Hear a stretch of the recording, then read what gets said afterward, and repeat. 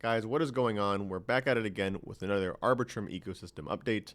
As usual, before jumping into it, none of this is financial advice, and everything that we do say is my opinion and my opinion alone. Without further ado, let's do it, guys.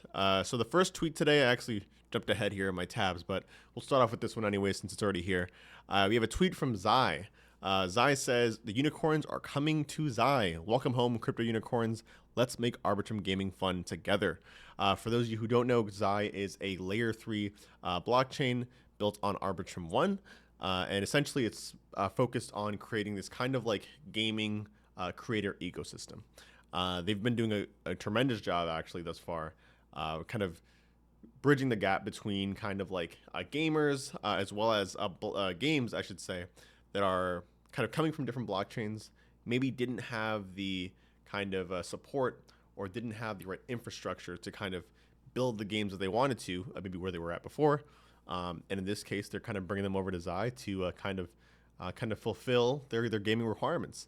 And in this case, Crypto Unicorns is one of the biggest or one of the bigger games I think that they've actually onboarded. They've onboarded a couple of games up until this point, but this is a pretty big one, and I think they're coming from Polygon too, for what it's worth. So as you can see here, so definitely shout out to Zai. I've been telling Sobi, kind of the one kind of leading a lot of things over there, that they've been absolutely killing it ever since launch, and I think 2024 you're going to see a lot of growth with Zai and within the Zai ecosystem. So great to see them onboard another game, and look forward to them onboarding more. We'll move next, another gaming related one. We have a tweet from Karel. Team primed, community soon. And Karel here tweeted out a picture of an all hands chain and light paper, January 2024. I didn't even see the January part. So this is, if you're not familiar, Treasure. Essentially, there is a Treasure or a Magic chain coming soon. I'm not sure if it's going to be an L2 or an L3, but this has been a long time coming. If you're not familiar, man, Magic, I remember back in 2021 when they were talking about their own chain. I think at the time they were looking at Cosmos as the ecosystem to launch it on. But they've stayed, they're staying in the Arbitrum ecosystem. They're launching what it seems to be an Arbitrum Orbit chain. So really excited to see that actually come out. And frankly, they already have a ton of games already in their roster. So I imagine that it might be kind of from day one that you might see a ton of games kind of launching there. But really exciting to see. I think in this case, it's going to be the light paper that actually launches. So I'm looking forward to reading more about that. And yeah, I'm excited to see the chain itself launch this year too. And this is the last tweet for the day. Some relatively big news actually coming out of the Arbitrum Foundation. The foundation says Arbitrum Orbit continues to enhance, customize, and empower projects to tailor their solutions to specific requirements. Today, we introduce an Arbitrum Orbit expansion program, allowing you to have a self-service path to launch custom Orbit chains, L2s or L3s, that settle to Ethereum. This is enormous news actually coming from the foundation.